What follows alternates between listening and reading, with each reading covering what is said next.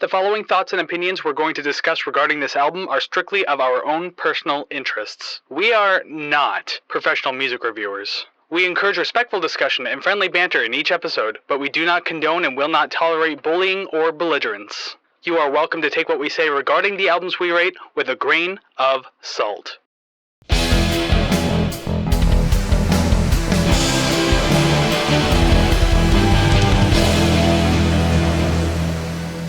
Well, hey there, everybody, and welcome to another episode of the Rate the Record podcast, episode 52. Yay! Yes, Yay! no more Wait, odd my numbers. God, we've been doing this for a year. Like literally. Yeah, 52. If you counted like every week we do an episode like consecutively, then yes, this would be the 1 year. And also, I have to know, that's the first time I've heard you applaud and Zoom has not cut out your audio. Yes. It was actually full clapping, like you're actually present for the entire moment. Yay! Maybe I should stop yelling and being extra. Just extra. I mean, I feel like you'll need some sort of like rehab for that kind of thing, you know? It's just kind of the person you are now. Yeah. I wasn't before, and then like one or two people accepted it, and then I just ran with it, and Oh no, I'm gonna stage a full-on intervention. Oh shit. So your addicts for the day are Kris and Savannah, who again is going through an existential crisis. Excellent. So you're addicted to existential crises. God. Is it crises if it's more than one? I mean, I would imagine so. It's all these weird plural words, but I never know how to pronounce any of them. I don't even know how to speak English. Listen to me like stumble through that entire sentence. I can't do anything. Trap. But anyways, I got to make sure I don't completely lose my touch on the language, so I better just keep talking, I guess, because practice makes perfect. Thank you very much for joining us here on the Rate the Record podcast today for episode 52. We sure hope that you have a good time watching what we do here, listening to what we do here, being part of the community, everything like that. So make sure you hit like, subscribe, rate, comment, share, follow. All of those things will make you a part of our community. We want you to be part of our community right here in our hearts. For the audio viewers, I'm making the heart symbol over my chest. Yeah, you know, because that's where the heart is. But yes, we want you to be a part of our community, so by all means, all of those things truly help, especially over in the audio world. You leave those positive ratings, 5-star reviews, more people like you can find us, so please make sure you're doing that if you're over on Apple, Spotify, Deezer, iHeartRadio. There's like a billion other places. There's actually places I'm not even aware of that we're popping up now, so hey, that's good. More exposure in random places. Yeah, more chances for quests, because I want them. Yes, many very much requests, please, yes. Yes, thank you. Those are fun to do. They are. They can be. I mean, yes. It's the very first one we've ever done. That is true. It can be. And also, too, over on YouTube, if you're watching this right now, you can see our faces. Hello. I just waved at the camera. For the audio listeners, you can't see it, but maybe you should if you go to YouTube. Hit that subscribe button, because until we get there, I'm going to keep saying it, when we hit 100 subscribers, which damn we are close, we're 14 away by the time we're recording this, we will start giving away free records, one a month for every month that we are over 100 subscribers. An album they've heard on the show, and so far there's going to be 52 of them to choose from. So hey, you might win some free awesome music out of it. All you got to do, hit that subscribe button and stay subscribed. Damn right.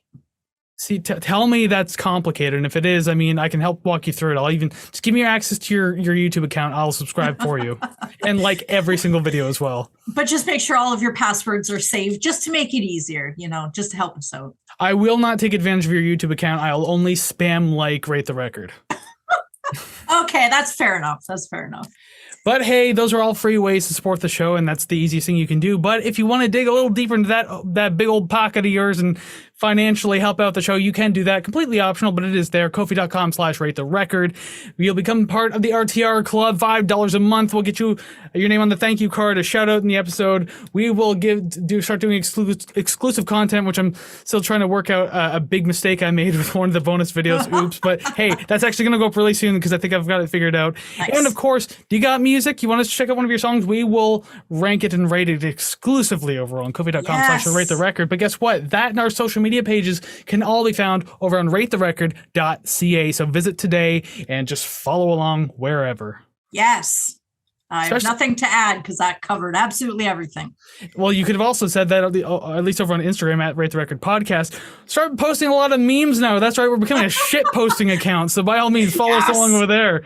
Oh my God. Just the ones that I've seen, because you are the meme lord here. Oh yeah.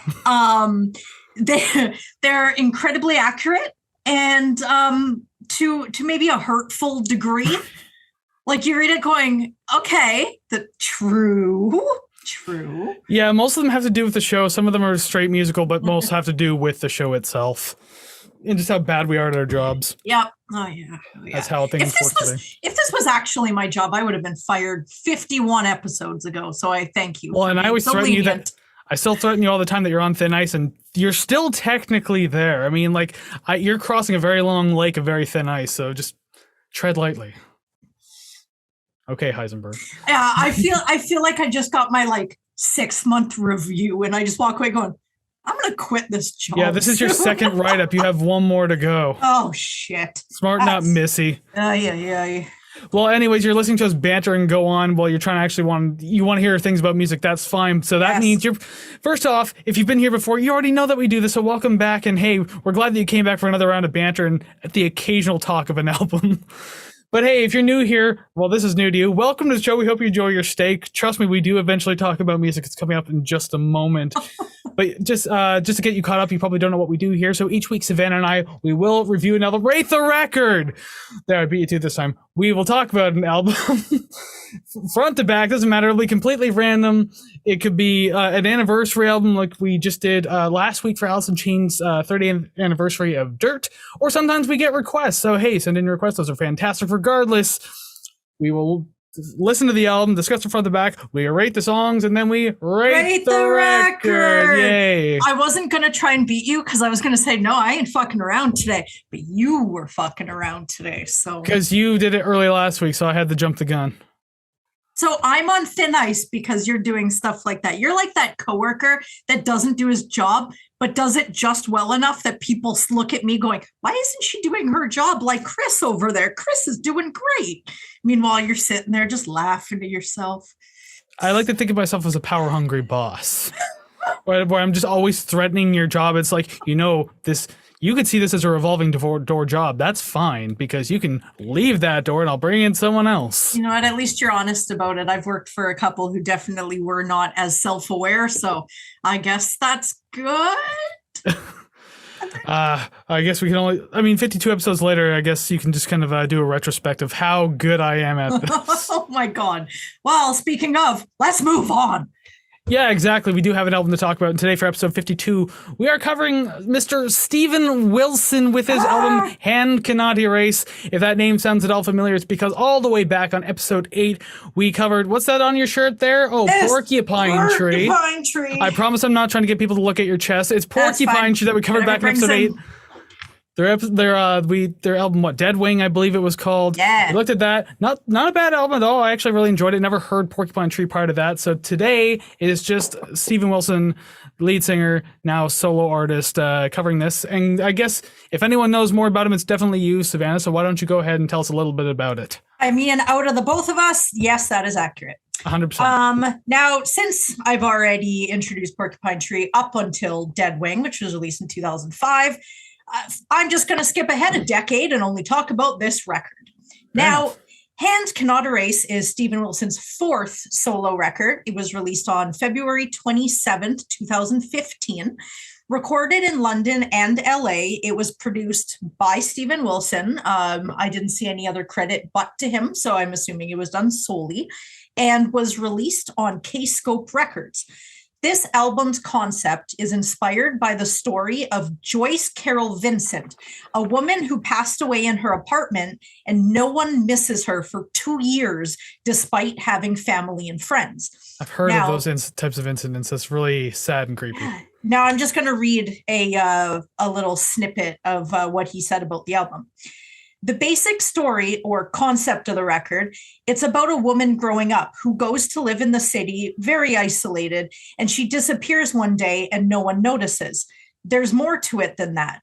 Now, what's really interesting about this story is that your initial reaction when you hear a story like this is, little old bag lady that no one notices, no one cares about. She wasn't like that. She was young. She was popular. She was attractive. She had many friends. She had family, but for whatever reason, nobody missed her for 3 years. That, just thinking about that, makes me so anxious that, something like that might happen to me. Ugh. Here's the weird back and forth I've had about that in my head, because again, I've heard stories like that, especially like with older people though. Yeah. It seems though those who are like better off and healthier state of mind and like are usually pretty chipper about things, people are less likely to check up on you because they're just assuming that you're doing things. But if you're in like a poor mental health state and everything like that, people are more likely to check up on you. So at the very least, don't ever worry, you won't be gone for more than a couple of days. Oh, That's the positive way of looking at it. Damn, yeah, that's. But also, your cats. If we're talking about you specifically, at least your cats would eat you. Well, I do love them that much. Well, you wouldn't have a choice. Hand Cannot Erase peaked at 39 on the Billboard 200, but hit number 1 on the UK rock albums chart. Metacritic gave the record 89 out of 100. AllMusic gave it 4.5 out of 5. Okay. And The Guardian gave it 5 stars, calling it a smart, soulful, and immersive work of art. The word art there I can understand, because I think at some point in my review I described this as I'm not giving away anything about the album right now, but I will say at one point I said it sounds like pretentious art rock or art pop. All right. Well, before we get too far into it, unfortunately, I finally have things. I have a shirt that excellent. COVID-20 kind of got to me, and the shirt no longer fits, but it doesn't matter. Hey, welcome to the club. And I have the CD. Do not have the record, but I do have the CD. So 2015, I wonder if they would have released a vinyl for it. Knowing Steven Wilson, more than likely. If I do have it, I don't know where it is, but it took me forever to find this. So it could be anywhere. Didn't he recently say some like pretentious things about like young people and not enjoying music like they used to when they were his age? Yes. He tends to have some pretentious takes. Yes. He looks like I've seen pictures of him in the studio where he's just like barefoot too. I'm like, oh, you're one of those guys. Oh yeah. I've never seen him perform with shoes, and I've seen Porcupine Tree and Steven Wilson maybe a dozen times, and he always performs barefoot. It just reminds. Go ahead. I just can't imagine stepping on the pedal little knobs with your, like, I just imagine it going between my toes. I imagine that his feet are so callous that it sounds like clacky heels when he's walking across the floor. It's like cat claws on like the kitchen wood floor. That's disgusting. Well, I mean, if he doesn't wear shoes, it just reminds me of that one picture of Shannon Hoon where he's got his feet sticking up to the camera and like all super dirty bottom of the feet, and he's just like smiling. I'm just like, some foot fetish person out there is digging this right now. Oh yeah. Blah. Dirty, gross. Yeah, you're a dirty boy. Anyway, Shannon Hoon's dead. So we have to talk about someone who's alive, Steven Wilson. Yes. And we have to talk about his album, Hand Cannot Erase. So let's get into this now with song number 1. By the way, I guess we should mention this real quick. Yes. The album lists like, 10 or 11 songs? 11. But we are reviewing, there's like combination songs because that's the way Spotify had them listed. So there's only 8 songs we're doing today, but all the songs are technically here. Just some of them are combined.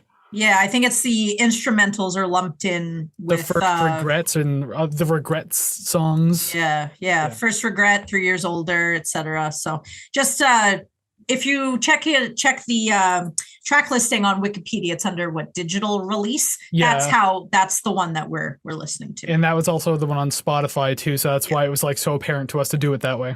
Yeah. Alrighty, with that said, song number 1, First Regret / 3 Years Older. You first, please. I picked the album. I'm very curious to hear what you have to say. Supposing so. You look nervous. I got a lot. Okay, here's the thing. I have a lot to say about this album, but at the same time, I don't have a lot to say. Yeah. I think it's the context of what I have to say is a lot, but not the actual length of things to say. But the bitter old man comes out me first things first, speaking of being a pretentious old man like Steven Wilson. The first thing you hear is kids and rain, and the very first thought was like, damn kids, get off my lawn. Oh my God. It's like, get out of here. And also, just keep in mind, I wrote all of my review without knowing what the concept of the album was, but knowing it was a concept album. I don't know if he doesn't know it. I don't know if he can write an individual song. It sounds like he has to write an entire story.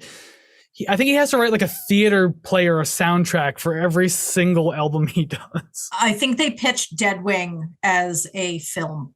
I remember I might have discussed that back on that episode, and I have not heard anything of the sort since, so I'm going to assume it's fell through. Yeah. Hey, I mean, Year Zero was supposed to be a miniseries on HBO, and that never went through. Yeah. Ugh. That would be badass. Yeah. Oh, hell yeah.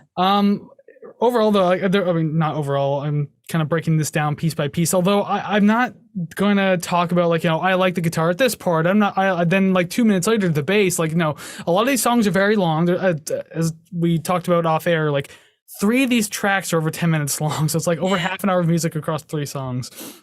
So I'm gonna describe like certain portions, maybe certain bits, but it's just gonna be like an encompassing kind of like review here. Really good piano work in this song, in the album. Really, I like all the piano that kind of happens. It's really nice, but it's really nice moody start to the album too, so that's pretty cool. And I mean, like, it immediately got ruined for me when I heard this like synth come in. Of like, it sounded like a sticky tack kind of synth. I don't even know how else to describe it, but it was a weird tone, and I feel like a really poor choice. I'm just like, you're giving me mixed emotions in song 1 in like the first 2 minutes. Interesting. I cannot place what you mean by that. I will go back and listen to it. The notes just sound sticky, like a synth note. It like sounds like a digital piano, but like sticky. It's hard to describe. Interesting. I do agree with like the piano and the keyboards and everything. I find that they're very well placed throughout the whole album. But I'm gonna have to go listen to what you mean, because I have no idea what that description is. Like, that's the best way I can describe it too. That's kind of like the worst part about it all. Interesting. This is one of those tracks that felt like it had like a lot of adventure to it. Maybe it's the instrumental portion, I guess. Mm-hmm. Because there's like a lot of proggy directions for it to go in, and like, so there's a lot to take in at the first bit. So I enjoyed that much about it. And I mean, the production's super clean overall, and I thought it was like well thought out and mixed well. And that's saying a lot, considering when I look back on our Deadwing review, I mentioned how blown out and oddly mixed it was. Mm-hmm. So I think he took the hint and things got better on this one. Maybe there's just less input from others, because this is just straight up his thing, which I'm not surprised after Porcupine Tree, because they actually started as just him and he wanted to play live. So he assembled a band, and then that band was together for, I don't know, 20 years or something. And so I can just imagine that he's really been into this forever and is just getting better and better, because he's released, I think, two more albums under his name after this one. Oh, okay. So I think I haven't really paid as much attention to them, like as much as I would for this show, because you're listening to each song multiple times and kind of critically listening to it. Yeah, I'd like to do that with the following records to see if the production got any better. But I definitely see what you mean in comparison to 10 years before this album came out. Exactly. Lessons learned in that time. Mm-hmm. So the organ jam sort of nearing the, I don't know if it's near the end of the song, maybe. I did say 9:30 mark, because actually we kind of have some notes already. I mentioned the organ. Excellent. It just feels like Yes, like the band Yes. Steven Wilson has actually remixed 5 Yes albums, so I'm not surprised. I guess that makes sense, because I actually said it was a very weird mix of Rush and Deep Purple. Okay, yeah. Like without the organ, it felt like kind of a bit of a like a 90s Rush jam a bit, and then the organ was like pure Deep Purple to me. Oh yeah, yeah, so, yeah. Just like that organ kind of went crazy with it. And the thing is, though, man, this one just kept going. Yeah. It did. 12 minutes and 20 seconds. Like, oh my God. Yeah, if I truly do have ADHD, you can't you can have a song that long. See, for me, I can just play it and then I kind of zone out halfway through, and then the song ends and I'm like, oh, that was a great song, not even knowing that 12 minutes passed. I think it's like a 3-minute song. And now that you have to be critical about it, you have to listen to all 12 minutes and 20 seconds. Oh my God. I didn't realize how long, like, I just didn't realize that they were going to, like, Spotify was going to lump the songs together. So as I'm listening to them, I'm like, oh my God, I have to sit here for 10 minutes. Like, I can sit there and I can watch TV or play video games for hours. If I have to listen to one 10-minute song, I'm like, God save me, please. Well, especially when you have to focus so much on it, because the best part about music is you don't necessarily have to focus on it. Whereas like TV, you got to pay attention to the plot line. Video games, you got to pay attention to the actions that you're doing and like what other characters are saying. Whereas music, it's like you can just have on and do whatever you want, but if you have to focus on it, like you better be in the mood for it. Right. And then if you're not, it is just not going to happen. That sucks. That says a lot with a 13.5-minute song coming up on the album. Yeah, it gets pretty intense, I guess. Oh yeah. Well, if that's all you got. I do. I just have a blanket statement for the whole album. The bass, I liked it. I can hear it. I can hear the notes. It doesn't seem like it's taking a back seat. I like it. Well, if it's a prog rock album, then it has to be somewhere prominent. You can't just hide a bass in a prog rock album. Right. And if they do, well, that's it. We're tanking it. We will see where our score ends up, huh? Song number 2, the title track itself, Hand Cannot Erase. I've always liked this one. It is a nice little pop rock ditty. It's just over 4 minutes. It sometimes, like, I'm very, very familiar with this song, and sometimes it feels a lot longer than it is. I don't know why that is. And it's one of the shortest on the album. Right? Yeah, and it's very well put together. It's definitely marketable. I didn't actually see if there were any singles released from this. I'm just going to go ahead and say probably not. But if there was, this would be one of them. I can see that, yeah. If not the only one. I think that's why I like it. It's very digestible, even for someone who's never heard of them or any of his past works, or even early Porcupine Tree was very like psychedelic and crazy and whatever. But you listen to this going, oh, I can deal with this. The lyrics really outline the main character's sort of thoughts and feelings. I think it's not too much that it's too descriptive and irritating, but it's like, I don't know, it's kind of like a diary entry, I guess. Uh-oh, is that lyrical analysis I hear? That thing that we don't do on the show? I think so. I think a little later on I do make a mention of some of the lyrics, not analyzing them, but just a commentary on them. Same. There's one specific line that I didn't write anything about any lyrics on this album, despite the fact, like, you can kind of get an idea for what's happening, although he's still very cryptic with it in a way. Yeah. But the idea is there's one particular line I'm just like, what the hell does that mean? Yeah. We'll get there when we get there, though. All right. But, I, on the other hand, wasn't super hot on the song. I mean, to go from like this like kind of long ass proggy jam to this like, this weird pop rock track, it like felt strange and out of place. Yeah. Like, it just, I don't know, like, even I get thematically it probably fits, but I mean, like, there's got to be a better way to transition into something like this. I don't know, like, I feel like there can be. It picks up a little bit like from that poppy sound, like the first third, but unfortunately it's not too much. So like, I don't know, I had a hard balancing act with this song.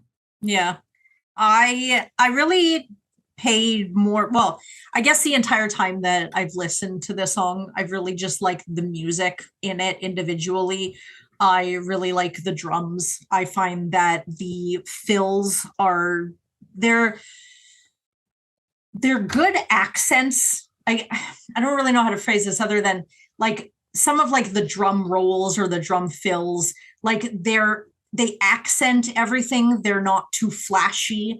The drummer for this album was Marco Miniman, and he actually auditioned to replace Mike Portnoy in Dream Theater. So you can see what kind of, I guess, rep he has if they invited him to audition. But I really like that. I've noticed that a lot more than anything. And I really like the backing vocals during the chorus because they don't necessarily beef up the main vocals, but they add like a feeling to it, I guess. I suppose, but I mean, nothing really feels too full in this album, and that can be problematic at times, though, with me, because like it's fine if you have something that's like a little more minimal or like a little more subdued, that eventually builds up into something bigger. And like I feel like a blanket statement for this album, it's like Blue Balls, the album, where it's like it's building, kind of plateaus, never climaxes. Yeah. So like, and I felt that in this song too. So when you say that it doesn't feel full, like in what way? Because there are just some sustained keyboard notes that really fill any like empty space. My idea is more or less like a conclusion to like a build up in a way where like you can spend a whole track, you can spend a 13-minute track building if you want to. Yeah. But the idea is like nothing ever feels resolved. It just kind of just keeps pushing on and on. I get that's probably the narrative of the story, but like, I don't know. No song ever feels like it finishes properly. It feels like it left something out like 2 or 3 minutes ago. Okay. And so like, I guess my proper terminology for it is like, yeah, like this album feels like it has a lot of incomplete moments in it. Yeah. Is this how you felt when I shit on the Chili Peppers? Maybe. It's been a long time since we've done that one, so I know that you didn't like it. I know I had to like convince you why you should. Oh, I want to convince you so bad and be like, but what about this? But I have to understand that not everyone's gonna like what I like. Well, to be fair though, I do like how expansive this one does feel with its sound. Like filling out the soundscape's a whole different idea to me, and it does that sometimes. Like not all the time. There are still moments where it's like still a little sparse, but this one fills out pretty well. My problem is the whole song as a whole feels kind of cheesy. And I mean, like, don't get me wrong, written well enough. Everything sounds clean. Everything sounds great. But I mean, like, it gets a little too painful to listen to before too long. This to me sounds like what Collective Soul started to sound like within the last decade, and that's not a good thing. No, it's not. Yes, yes, not it is. at all. That's exactly like. No, it's not a good thing. Oh God. No, it's not a good thing. Not at all. Yeah. Oh. I cannot. I can't stomach the later Collective Soul stuff, and I was just like, God, this song reminds me of that stuff. Yeah. Yeah. Okay. Whether or not that spoils my position on the list, I don't know. Yeah. Oh. All right. I got nothing else for that one. That's fine. We'll move on. Song number 3, Perfect Life.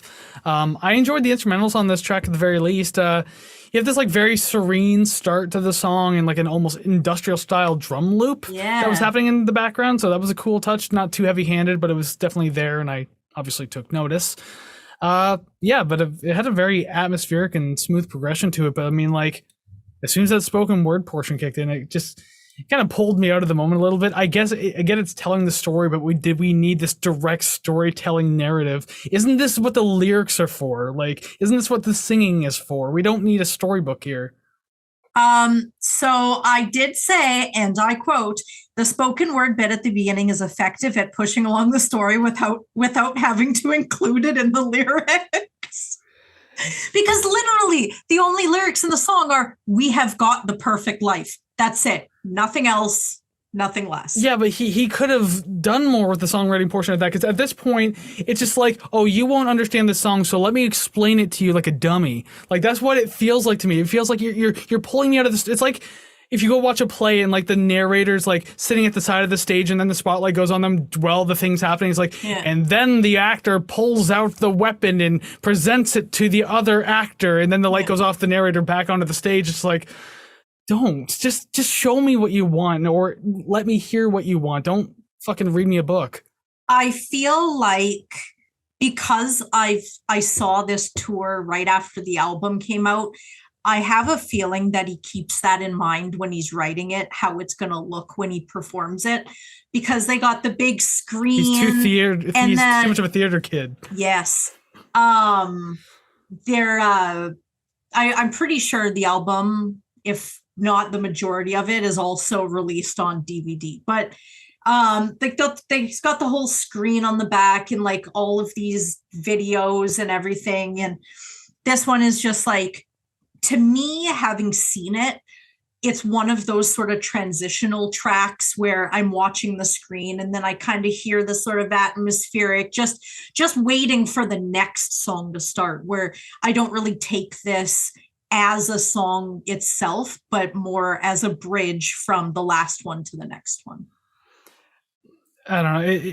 It bothers me a bit. But to be fair, like, it's going to sound hypocritical because it doesn't always bother me. There are songs I like that kind of have that like spoken narrative point. Wow, listen to me talk.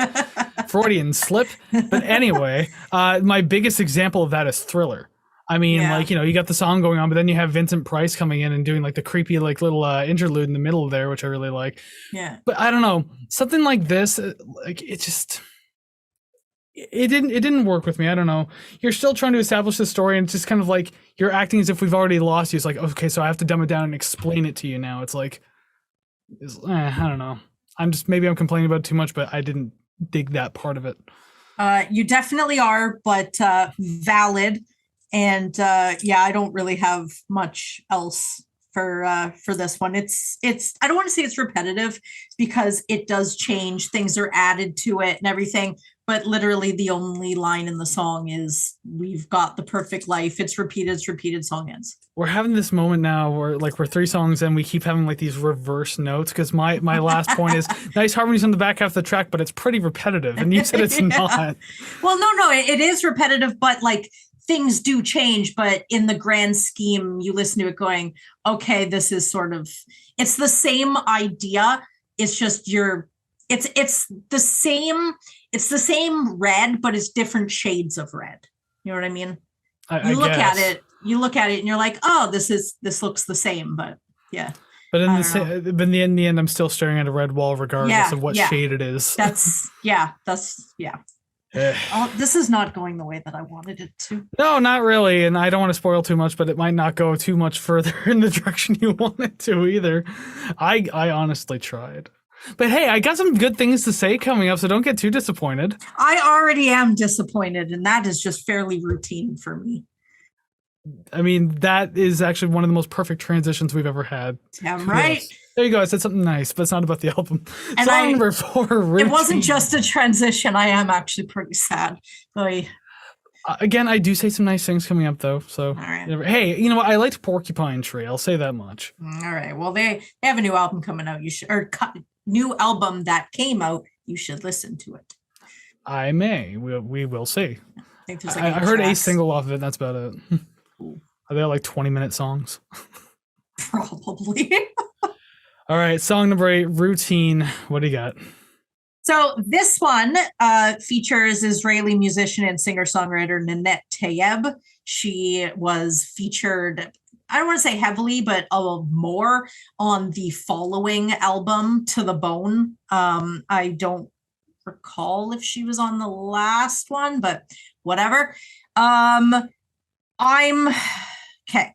So I'm just going to preface this with something good. Not that what I'm going to say is bad, but if anybody wants a good emotional cry, look up the video for this song. It is all like stop motion. I believe it's like clay, and it's really good. And no matter how much I know what's going to happen, I still get upset. Now, having said that, completely unrelated, I'm really torn on these lyrics because it's quite obvious that the scene is being set with like the descriptive tone. It's literally just like, and then this happens, and then this. It's very obvious, and I don't know how I feel about it, even though it kind of makes sense in the storytelling way, but it's weird in the this is a song way. No, yeah, I get that because this song kind of had me back and forth too of moments I liked and moments I didn't like. Yeah. I mean, the first bit with like piano and vocals are fine. Like, I think that sounds great. Nice clean sound overall. But I mean, once those vocals kick in, like the female vocals and everything like that, it sounds like one of those like soft music to relax to playlists on YouTube. And the best way I can possibly describe the song at this point is spa rock. Yeah. If that has any sort of meaning. Interesting. Where it's like, it's got a bit of rock flow, but this could probably get away with being played within the spa. So, I mean, yeah, that's the best way I can describe it. Oh my God. I mean, the second quarter of the track, like, it had like really atmospheric and dreamy quality to it too. I really enjoyed that part. So that was cool. I mean, it's easy to fall off the track a little bit though, especially being like almost 9 minutes long. Mm-hmm. I feel the song tried to go in too many directions with way too much time on its hands, and I think that was the biggest issue it had going for it. Yeah. So it's really hard to grab onto anything and like keep myself engaged in this song. I get that. I see it sort of dipping down in volume or in sort of intensity and then picking up with something else, it does sort of feel like two different sort of it. I see them as the same song, but like part one, part two kind of thing, where it's like, they're connected, but they're still a little separate somehow. As the song goes on with the hold on. No, again, I'm thinking of the wrong song because I have two. It's always when you have two comments that are similar, and then you read one of them going, "Oh yeah, it's," and then you play it in your head going, "No, that's not it at all." I have no idea what I meant about this one, but the next one is her scream at the end is haunting and definitely feels like we're into something bad. She died. I think so. And wasn't found for 3 years. Spoiler alert. Oh no. God. I mean, if it wasn't obvious from when we first described the album, then you haven't been paying attention. Yeah. Well, it's just, it feels like, I don't know, like a black cloud is rolling in. You're just like, oh shit. And see, this is kind of the issue, though. Like, I can get the story being told, and it might be interesting to pay attention to, but like, as a musical album, like, this is why theater kids shouldn't make musical albums. You should make music meant for the stage. And I mean, like, I get he pulls this out in his live performance, although I doubt he has like actors come out on stage and fucking. He doesn't do that, does he? No, it's all on this. It's all on the screen. I'm pretty sure that he just shows the actual video that I referenced on YouTube. Okay, because I started slowing down when I was talking there because it's like, wait a minute, I don't know this for a fact. So if he brings out actors, I have more things to say now. Yeah. Oh, hell no. But like, this is, I think I mentioned this to you either off camera or at the beginning of the episode. I can't remember. Regardless, I told you specifically that this song felt to me like pretentious and airy art rock, art pop. Yeah. And I mean, like, and then I just followed up with, maybe that's the whole album. Maybe that's Steven Wilson. I think it might be him. Yeah. Well, now hearing this entire, look, this is the fourth song. So, I mean, like, I was halfway through the album when I wrote that. I can say, yes, it's definitely him. Yeah. Yeah. I really want to stand up for him and be like, no, you got it wrong. No, I think that some of the things he says or does, and I'm just kind of like, okay. Like, don't get me wrong, he's not a bad musician. Like, he writes good music overall, but I mean, just like, some of it feels so campy to me because it feels like it's meant for theater. So like that's why I don't like listen to Jesus Christ Superstar or anything, because like it's just like that's written for a purpose, like for a theater production, whereas like he wrote this album and then tried to envision a play to go along with it. So like, it's bothering me at this point. Don't listen to the next album then. Maybe I won't. Yeah, just don't. You're gonna say this again, like tenfold. Does it become a rock opera? It doesn't. But a lot of people didn't like it because it's like, it's go back to playing prog music, blah blah blah. Because he played like there's a lot of like 3 to 5 minute songs on it. That's more digestible at the very least. If you say campy, there's a song Permeating off the following album, and it's very poppy, it's very like uplifting, and the video is just him like playing the piano. Like there's other stuff to it, but the bulk of it is like him sitting there playing the piano to the song, where a bunch of like, I don't really, Bollywood dancers, I guess, all just dance around him. Yeah, they're very colorful, and it's a completely different vibe than whatever scariness is happening here. Well, but at the very least, it's a music video then, so it can be more of an art piece that you can like get more of an idea for looking at it. Whereas like just listening to it, it's like it sounds like someone brought an audio recorder to a play, recorded the play, and it's like, okay, I'm missing a lot of the context because like I'm clearly not seeing anything here. Like I could try to imagine it, but like he clearly has a very specific thing he wants you to see. Yeah. And it's just like, I don't know, listening to an album like this, it's not doing it. This hurts me. Brutally honest. Yeah. You know what? This isn't even a segue, but like my soul is starting to regret all this. I was saying this is more than your 9th regret. It is. It's my 11th. Fuck. Home Invasion, regret number 9 is song number 5. We can move on now. This is like the 3rd longest song on the track. Yeah. But I can tell you this much. I do like this one a lot more. Yeah. I enjoyed this one. And my very first comment is, the Steven Wilson like djent music, the first minute felt like his small attempt at it. That prog rock style dead note chugging really felt like djent music. I don't even know what that is, but he's into Animals a lot as of Leaders, stuff, for so example, maybe. when we were listening to them. Just like a lot of like chugging on one like low note and everything like that, like dead note chugging. That's usually referred to as djent. Like Metallica can be in that too. There's a bunch of other bands. I can't remember them off the top of my head. Interesting. I'm going to go ahead and say yes. Cool. The intro, it goes hard. It's not like, oh my God, mind blowing, but it goes a lot harder than anything we've heard so far. And to me, it sounds like Morse code. I feel like it's trying to say something. Maybe it is, because if he's trying to hide some messages in his story, like it very well could be like an SOS type thing. Although I know SOS when I hear it by Morse code. It's like the only thing I know when I hear it. It's just like simplest one. Well, yeah, because most of us were taught that when we were kids, and so like it's like ... dash dash dash ... It's like, okay, there's your SOS. Yeah. I couldn't tell you anything else except SOS. At least when you're filming a kidnapping video, at least you can blink Morse code, right? Unless the person who kidnapped you is watching you, then it gets even darker. Then you have to do it with like one eye wink, similar to like, oh, sorry, I have a bug, I have a twitch. Sorry.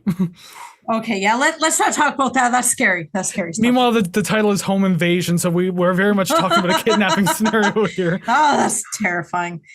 I like the song because there's so much going on at once, and I feel like every listen kind of offers a new discovery. Yeah, I can imagine that. To be honest, I only did listen to this one once because like I've been very busy, so to listen to it like an 11.5-minute song more than once is not the easiest feat. Just play it in your sleep and just let it just sort of sink right in. No, because then I'll just wake up and like write an even angrier review. It's like I couldn't get to sleep because of this fucking album, the review. Fair. There was definitely a neat little instrumental going on like throughout the beginning of this track, and it was far more interesting than most of the tracks on the album so far, so I'll give it that much. And I wrote that, I even had to mark it, I wrote that as of the 3-minute mark in the song too, so Dang. The fact that I got that far in, I was like, I'm still liking it so far, but I'm still here for like 8 more minutes. So I mean, like, let's march right along. Yeah. Although the song has some like cool, like dark, funky melodies to it, I guess, if you want to call it that. Like that's kind of what the verse felt like. It definitely had like a funky progression, but it sounded dark. So like that's the best way I can describe it. But I feel like that choice like really helped bump the song for me a lot. So like it made it more interesting and made it more exciting to listen to. Did we find your number one? We don't have much left, so let's just say that. Songs. Let's say this was your number one. It makes you feel safer. It does. The keyboard solo, I found that amazing, and I just again could not get enough of the different sort of bits and parts. I mean, I like songs that have that because my attention span is shit. But I like that it changes it up. And when the keyboard solo is done, it passes it off to the guitar solo that just brings it back up. It's not like, hey, this is a solo for the sake of a solo. I feel like it meets and exceeds the vibe, and it's all just creepy. I always use eerie and creepy, but like we just listen to a lot of creepy, off-putting sounds. Yeah, refer to daughters. Yeah, I like that. That's good. Yeah, well, I mean, did you though? You gave it like mid to high 60s in your rating. Did you really like it?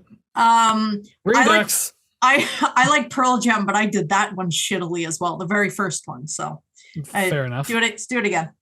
My note kind of mirrors yours, because like the only real note I have after that has to do with that middle solo portion. It gets kind of synthy around the 625 mark. Really dig that. And then the synth solo starts. Sounds great. Fantastic. Then it just melds into the guitar solo. And this is one of those things where like you're trying to tell like a narrative through instrumentals, your little theater kid mind, and it's actually working because it kind of like intensifies the solo that was already happening. So like you can tell something is building at that point. So it actually works this time. It feels better. So Yay, I thought great job for that. I told you I was going to say something nice.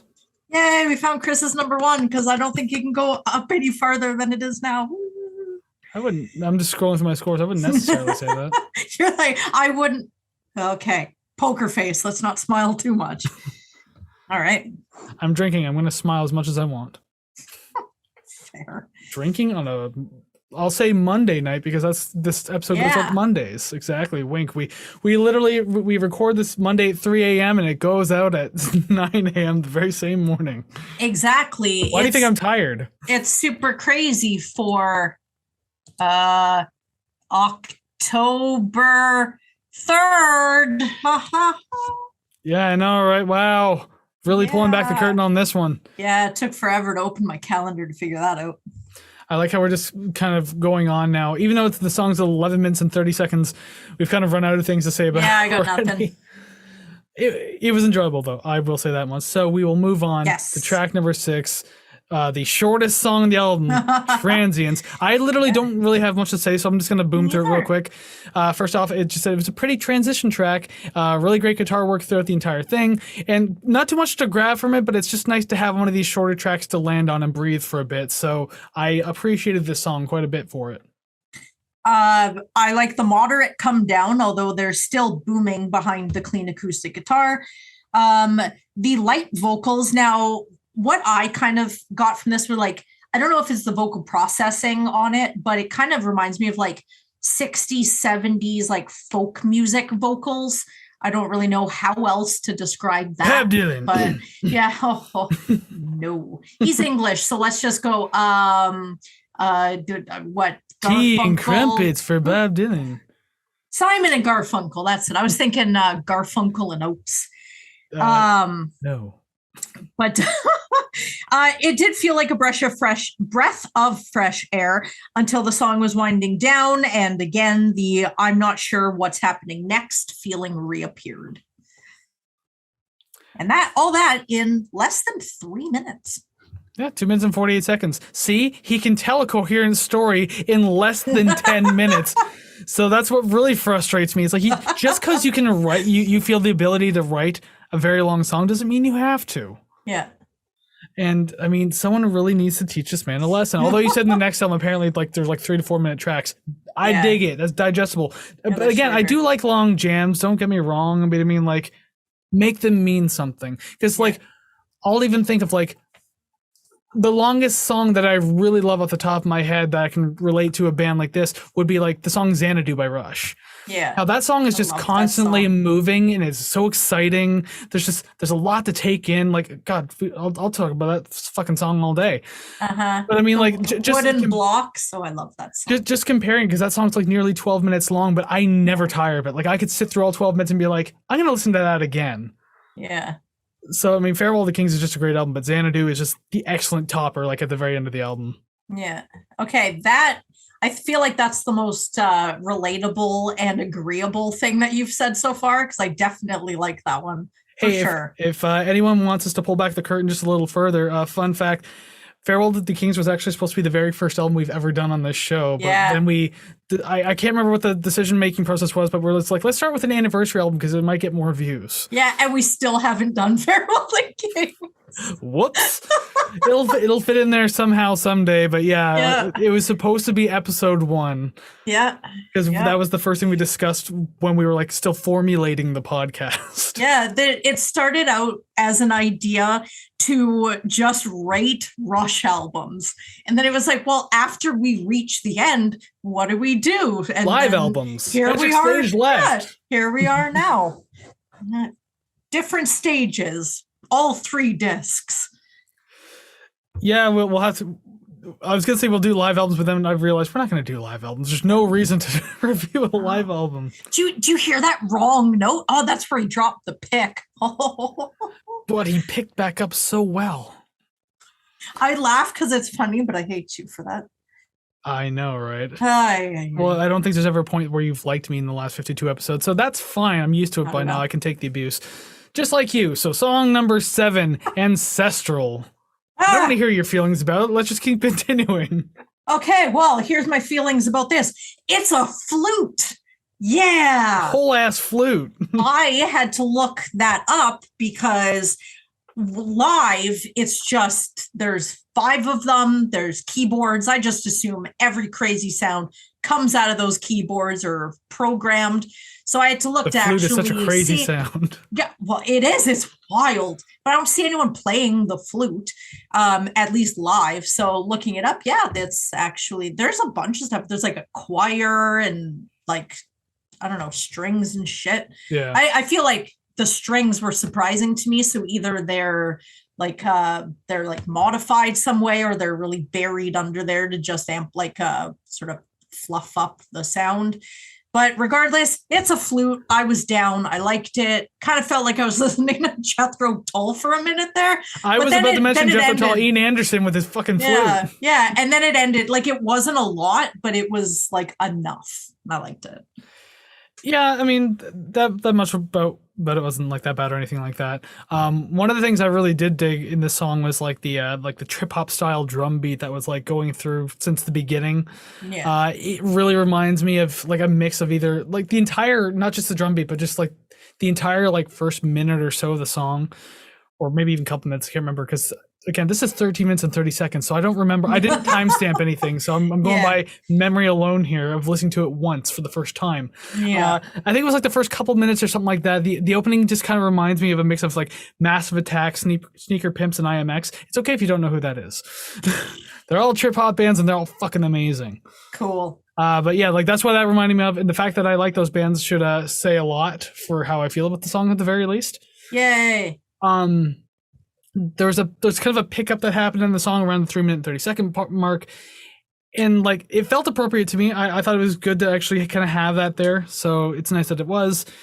And like the following minute or two also felt like an appropriate time to wind down as well. So far the song was on track. I was like, okay, for a 13-minute and 30-second song, the fact that you're kind of like pushing this together properly is great, but like how long could you possibly keep this up for? And the answer is 5 minutes and 15 seconds. Oh no, that's not even halfway. Nope. It would have been great. This probably would have been the number one if the song ended at 5:15. Yeah. I'll kind of like let you take over there because I do have more notes on it, but just like, it was going so good. And the fact that it's like 5 minutes and 15 seconds of like any other artist, like that is a full ass song, if not more. So I mean, like he had it, like it was there in your hands, and then you're just like, no, you know what this Sunday needs? More chocolate syrup. Starts dripping over the bowl and shit. It's just like, I forgot the banana splash. Oh my god, it's like those, just using that analogy, it's like watching those videos. I'll watch like YouTube shorts or whatever, and someone's making like a sundae, but the first thing they do is they cover the outside of the cup with chocolate syrup and then roll it in like graham crumbs. And I'm like, how the fuck are you supposed to eat it off the outside of the cup? Get creative. This makes no sense. But then they fill it with everything, like this milkshake, and then they put a whole piece of pie on top. And I feel like that's where you're going with this, where yeah, sure, I like milkshakes, but do I really like milkshakes that much? You're attempting to overindulge when the first bit of it would have been fine. Yeah, I can see that. I didn't make note of it, so clearly I didn't notice too much. Maybe it's just I've listened to this frequently for the last 7 years, so I mean, it's a lot more than your first introduction to his solo stuff. Well, at least this. I found that the second part really starts off pretty ominously with like the sort of pounding bass drum that kind of feels like a heartbeat. I was off-putting. This isn't this song in particular, but it is just sort of an overarching thing for the whole thing, seeing we only have one song left. Huge kudos on getting so many good musicians together, regardless of what they played. Or like the songs that were written, just the execution was done well. I really liked it. And there's just so many layers that I can't even pick out any of them to describe or say like, oh, I really like this, because I might hear it, but you might hear the 7 layers on top of it or under it or whatnot. So it's like it's like a trifle where it's just layers on layers on layers on layers. Yeah. And then, it's wild, and sometimes it's a lot, but other times it's just enough. And like I'll agree with you on that too, because like realistically, again, everything does sound good, and I mean, the production's great. The composition, you can tell that like a lot of time and care went into it. Like it is very lush when you really like break it down and everything. That's like a good that. word, yeah. So I don't want to discredit that, no matter how I feel about this album moving forward, or like whatever my score ends up being, because like there is a lot to appreciate behind the scenes. But when you're just telling me to like my personal thoughts on this song as I'm hearing it, like you're kind of gonna get it, but. Yeah, like if I was to listen to this again, like I would find more that I actually like about it. Yeah. But just again, initial listen, I'm just kind of breaking down as I hear it. I can still appreciate things, but still find things to complain about at the same time.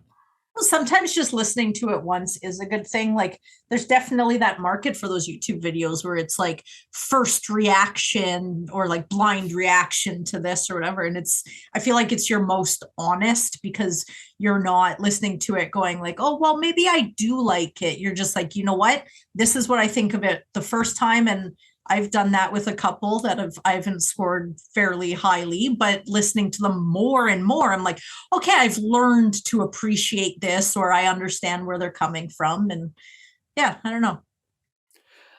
Yeah, I mean, the best part about that is we can classify ourselves as a reaction channel if we really wanted to, because we're literally reacting to an entire album song by song by song. Yeah. And actually, again, unveiling that curtain a little bit, fourth wall happening here. Oh boy. In our YouTube analytics, when it comes to like search terms that seem to be most popular, like whether we have them in our tags or not, it's always like the band name and then reaction tends to be where a lot of the traffic comes from.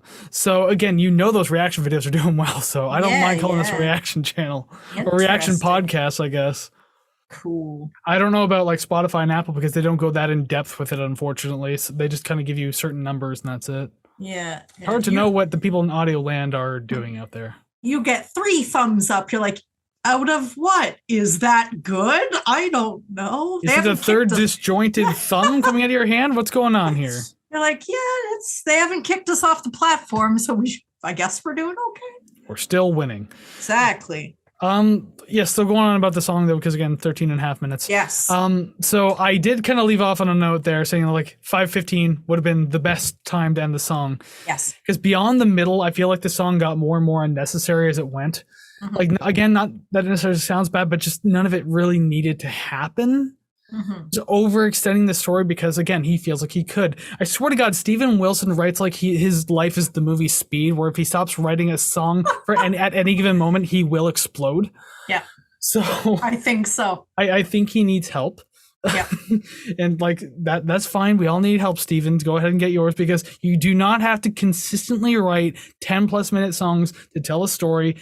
With Transients, you did it in 2 minutes and 48 seconds, and I liked it. So you can do it. I promise you can actually do it. I do appreciate like the jazzy prog rock things that were kind of going on all over the place on the track. It was fun, but that doesn't mean the song needs to be this long, though. I have nothing for or against that argument, aside from sometimes I had to keep checking to see if the same song was on. That too, yeah, because again, like I said in an earlier track, like it kind of goes in many different directions with too much time on its hands. Yeah. So it's not that you have to stay the same the entire way through, but like, I don't know, it feels like it goes somewhere, never gets too comfortable, and then goes again. It's just like you need to find something to really build off of, and it feels like a lot of these tracks don't really build off of much. It just kind of keeps trying something else. Okay. It's I don't know. I'd have to listen to it again. Maybe this really doesn't make sense in the end, but that's the impression I was getting. I definitely understand, and I really hope that we are on a opinion upswing for this last track. You sure hope that happy returns, huh? I don't know if that makes sense, but yeah. Well, at least positive reviews, I guess. Song number 8, the final song on the album, another two-parter type thing. Happy Return / Ascendant Huron ... Listen, you pretentious asshole, just finish the title. I doxed 5 points just for the title. Oh my God. Can you imagine? Oh my God. Yes, I can. I definitely can. But I didn't. I would, though, if I was that much of a dick. I got this close. Oh my God. I feel like, well, I can imagine after the last song, you were just not in a good mood. I find this definitely an album and story ender. Like it actually comes down. Yeah, I do agree with that because like it is like it's a quieter ending too. So not that there's like a lot of intensity in this album, but just having it end this way, you can feel the resolution in it. And again, not following the lyrics too heavy or anything like that. You can still tell that we're at some sort of ending. Like I'm assuming that by this point the body was found, but and like it's already been way too long because it's been 3 whole ass years. So I mean, like you're just looking at a weird black skeleton at this point. But speaking of the lyrics, this is where that little note comes in here, because the line, I feel like I'm living in parentheses. What the hell does that mean? Like any analogy does not justify any answer. That is one of the dumbest things I've heard on like in a while on an album. I feel like I'm living in parentheses. Like shut up. Oh my God, that's not even a clever line. I got nothing for that. Yeah. I've always heard that and just never thought about it. I literally paused the song and I was like, no, stop. What does that mean? Did you Google it? I was too frustrated, so I didn't. Yeah. But just because I that's when I thought to myself, though, that like there was no justification for that line to mean anything important. It's just like, do you think that you're like an afterthought? Like you're like a quote in a newspaper, an obituary? Like what exactly does it mean? In the end, I don't care. It's a dumb line. You should have thought of writing something else. Yeah. Again, didn't dox a score because of that, but at the same time, I kind of wish you did. Oh man, what the hell? I hate it. Oh my God. Yeah, I've definitely have heard it, never really gave much mind to it, but now it's probably going to kill me every time I hear it. Thank you. It's not really a gripe, I guess, but how the album started with the kids outside and everything, I kind of wish that the album ended the same way. I don't know what kind of visual that would have given where it's like the kids are playing outside. They don't know what's going on, blah, blah, blah. You hear them through the window. All this stuff happens. And then like the kids are still outside playing. I don't know if that fits with anything, but having the album sort of end just quietly on its own, kind of like, I don't know, it doesn't really give much point to the beginning of the album. You know what I mean? There's no. The kids got called inside and got off my damn lawn. So. Yeah, like I don't know. It didn't really feel like there was any sort of like, why are they there? I guess maybe it's supposed to symbolize like time moving on and like we finally got the resolution that we needed type thing. I don't know, because like it felt like time passing to me because yeah, the kids aren't there anymore. So like. That's the best way they can. Besides, if they put in the sound of a ticking clock, I'd been even angrier. Yeah, so I'm like, I kind of like. Yeah. So the fact that the kids are gone puts a better visual in my head of time passing. Is just like it could be like days or weeks or a year ahead. It's just a whole different day at that point. Yeah, and so that's why it's like sounds so different, and it's just zooming out of the window that we've originally zoomed in on type thing. Interesting. Yeah, still hated it. I honestly don't really have much to say about this one musically. Now, despite all of the things you've said, do you ever watch like movies or something that like touches you in a way that makes you think like I am better for having seen this, or it like motivates you in some way? And like that's how I feel about this album as a whole.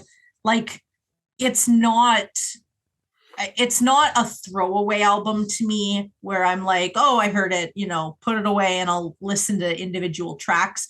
I tend to listen, well, with the exception of 1 or 2 songs, I tend to listen to this entire thing like as a whole, as an entire album.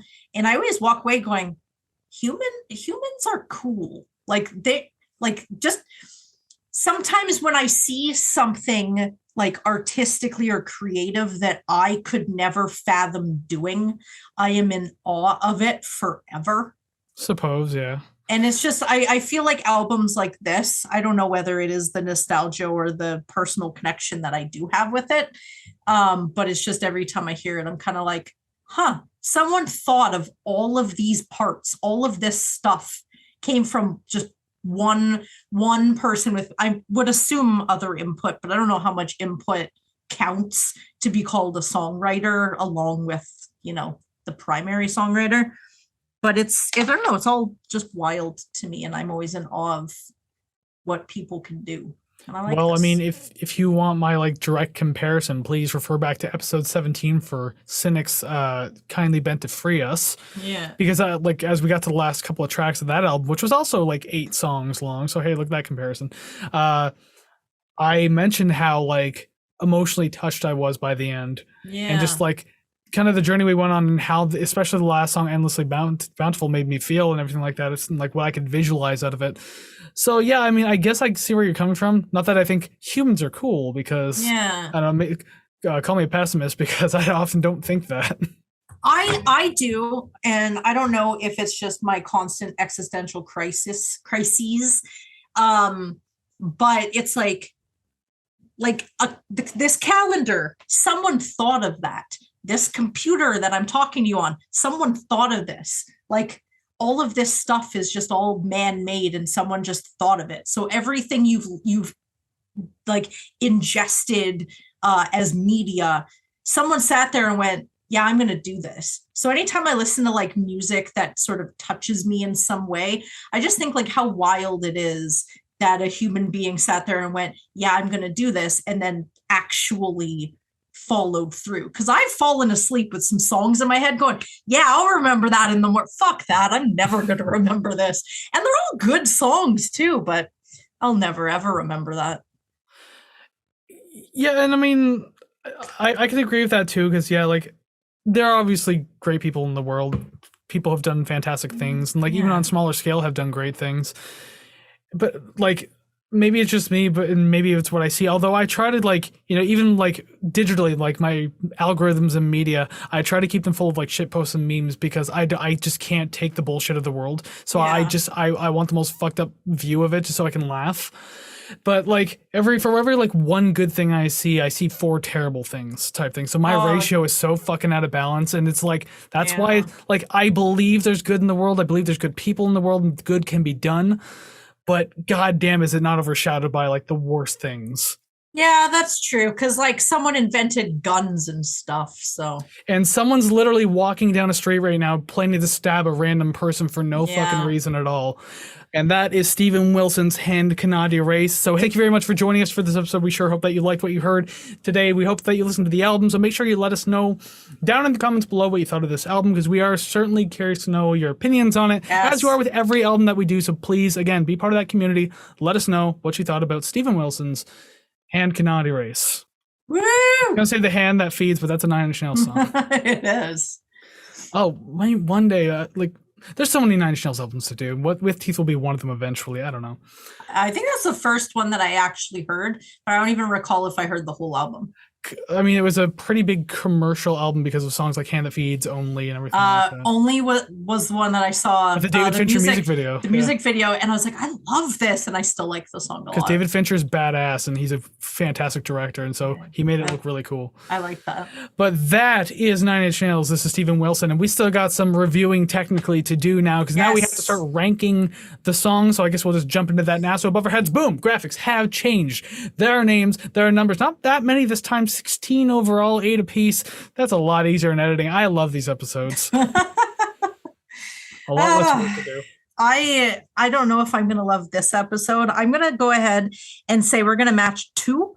I know that is a pretty large proportion of the songs that we have, but a little part of me is worried it's going to be one-offs, where my number 6 will be your number 5, your number 5 will be my number 4, and well, I straight up said 0 because just I'm going by the trend of how fucking awful we are so far. Since Once season we get 4, watch that. well, the thing is, Daughters was 9 songs, and that we Yeah. got 4. The Eagles is the record on our show. Yeah. 4 out of 8 songs were matched, so 50% of the album matched, Yeah. including it was number 1 tracks too. So Victim of Yeah. Love, there you go. Yeah, hell yeah, best song on the album. Without a doubt. Yeah. So I said 0 just because I don't have faith anymore. But I am more than happy to be proven wrong. So let's see if that happens now. Okay. So let's get this started. Song number 8, title track, Hand Cannot Erase. I hate you so much. It's Transients. I knew that Hand Cannot Erase was going to be like higher up for you too. Transients. Okay. Song number 7, Perfect Life. First Regret / 3 years older. First regret. Song number 6, Happy Returns. Oh my God, we got one. We actually did. Holy shit. Yeah. All right. Fantastic. We just need one more. I'll just take the 1 at this point. Whatever. Yeah, fuck it. Why not? Song number 5, Ancestral. Routine. Rootin' tootin'. Song number 4, First Regret. Perfect Life. Well, I know that our number 1s won't match. I just have this feel. Maybe, I don't know. I got a question mark there, but I doubt it. Song number 3, Routine. Ancestral. They're close to 1 off. Okay. Song number 2, Transients. Our number 1s match. It's Wow. Hand Cannot Erase. So Hand Cannot Erase is number 2, which means what's number 1? Home Invasion. I can't recall the last time we had a matching number 1. I can't recall the last time I was ever correct. Yeah, you actually did nail it. Yeah, I'll give you that much. Hell And my yeah. number 1 was a question mark. Yeah. Woo. Let's see here. What other one did we match there? Happy Returns. I had a question mark and then I put an X. But the thing is, fuck it, it's correct. So there's 2 check marks. Wow, 2. We're going to get excited and have zeros for the next 4 episodes, so it's fine. That's awesome though. Out of an 8-track album, we got 25% correct. That's great. That's better than it's been in a very 0. long time. Yeah, right. Didn't we matched on the last one we've matched up to this date was Faith No More, episode 49. There was Midnight Cowboy. Yeah. And then That was prior to awful. that, we hadn't matched in season 2. Yeah. And I can't even remember when. God damn. Well, I'm very pleased with that. The way you were talking about Home Invasion, I was like, this is definitely his number 1. Yeah, And I so thought obvious. that you'd think, oh, Hand Cannot Erase is her number 1. So I was like, listening to you talk about Home Invasion, I was like trying not to smile, but my poker face is just shit. I thought yeah, it is, but I thought you were actually just excited because like you were really confident in being the number 1. Yeah. Oh, I was. The Home Invasion / Regret number 9 is our number 1 song. We got 2 matches. Excellent. So now let's see. This is the part where I don't think we're going to match that. Oh, hell no. It's our album rating. So let's just go God. ahead, transition screen, and find out how bad this album is. Whoosh. Alrighty then, the album rating screen, hurrah, hurrah, I guess. Look at all the albums we got, including the B tiers. And if you focus in on the B tier, you'll see what we did last week. The anniversary album of Alice in Chains' Dirt turned 30. And apparently we liked it enough to put it in the B tier, just like the vast majority of the albums on the show. Yay! I don't see this time being any different. You don't think that he can keep up with Deadwing, which is also in the B tier? I don't know. I don't trust your judgment. I feel like I could rate this like an A+, and then it somehow would find its way down to a B- or a C+. Well, I guess I'm gonna have to go first, and so I'm gonna have to like break the news to you here. Jesus Christ. I don't know how you're gonna feel about being correct. Not. I wasn't hot on this album. Hell, Home Invasion only got an 8.5 out of me. Okay. So overall, I gave this album a 63.12%. Still better than Dream Theater. 63.12% is where I put it. So it's down in the C- for me. Oh my God. I seriously I'm deceased right now. You're all like, Savannah, you're so hard on these albums and you rate them like shit. So I rated this one because I like it 84.13, and you did not pull through at all. Ouch. This is not an 84.13, not even close. Yeah, well, it isn't for your broken ears. Thank you for putting another album in the B tier, by the way. Oh, yeah, because that was my fault. I was trying to drag it up to A, I swear to God. Where's Porcupine Tree? Tell me before I tell the score. Oh, my God. I know you got the sheet in front of you there. And again, we can't see the album screen in front of us. We don't have it, so that's why I'm asking. Like, Porcupine Tree, the score was 70.55. Well, then, this album appeared higher than Porcupine Tree with a grand total of 73.62%. B minus tier. 73.62? Yes. TV on the radio was 73.63. Ooh. So it is better than U2, but one micro notch below TV on the radio. Oh, fuck me, another B tier album. Okay, fine. Oh, and whose fault's that? That is all you, sir. There was no song on this album that could justify an 84.13, damn it. Well, put a bullet in my fucking skull. The B tier again. B for bullet in my skull. That's right. Steven Wilson in the B minus tier, 73.62%. Wow. Yeah. Wow.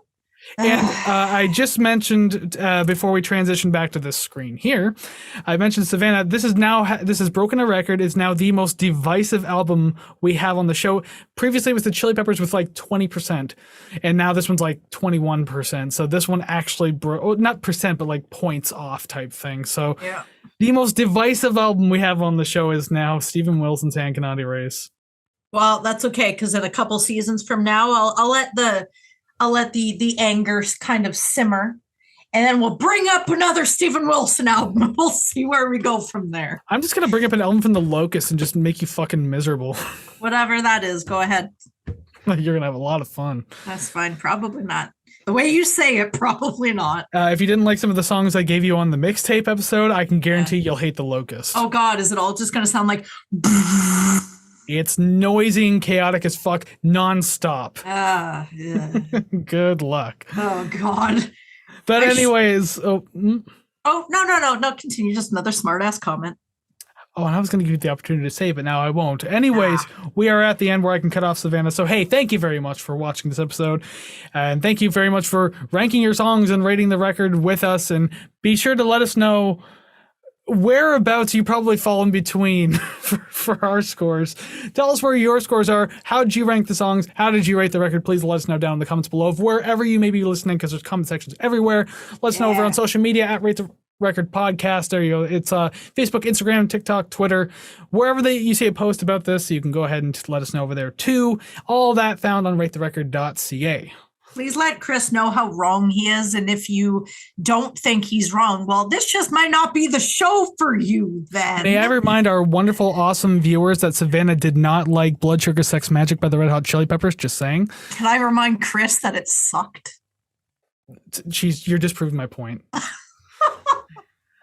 So now that you've really stabbed yourself in the back there, I can also say if you do want to financially support the show and you want to watch us banter and bicker more about how we feel about a certain album, you can always donate to the show, ko-fi.com/ratetherecord, completely optional, but there is some perks in it for you.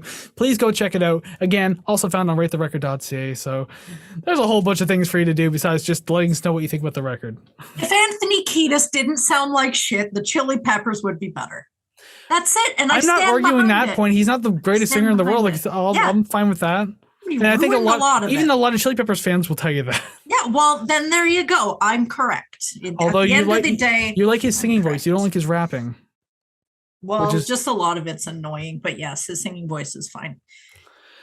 Well, anyways, I guess we'll have to continue this fight off screen. But we will. Before we let you go, we do like to give you like a little sneak preview of what you could expect next week on the show, so that we can come back, hang out with us again, and listen to more music. First off, after next week, we are taking a week off. So next week's it's 1 week off only. It's not like an entire season break. Just, mental refresh for one moment, and let's get caught up on things. Yes. So yes, come back next week. It'll be like one episode and then mid-season break, and then the rest of season 3, which won't be as long as season 2. I promise you. Oh my God, it's not 27 episodes long. This is going to be like like 16 to 18 max. Cool. So it's much more tolerable. But as for the band next week, we have another band that's returning to the show, actually, because that seems to be a theme lately of a lot of bands coming back, or artists in this case. One member of this band is different from the last time we covered, and it actually made quite a difference musically. Haven't you said Weezer yet? Because I don't know enough about Weezer. Neither do I. But I do know that I think in their music videos, I think it's their bassist or their bassist or guitarist always changes. I don't know. Maybe they just interchange with each other. Interesting. I'll have to wait till next week to find this out. Yeah, you'll walk in, it's like, I haven't even done the review. Who are we doing this week? So what's going on? Yeah. Alrighty then. Well, in the meantime, go ahead and listen to some music like Steven Wilson's record. Like this one. I didn't say awesome music. I just said go listen to some music. It doesn't matter. Awesome music like this Please one. let us. This is one of those episodes where I really want to know people's opinions because we're so divisive on it that I'm super curious to know where people sit. Porcupine Tree was better. Deadwing was better. Facts. Anyways, yes, let us know what you thought about this album. Go listen to some music. And until then, we'll see you next time. So take care, friends. Bye-bye. Frankenstein over here.